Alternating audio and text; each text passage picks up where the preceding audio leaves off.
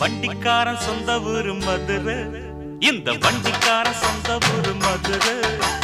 சண்டித்தனம் செய்யலாம குதிரை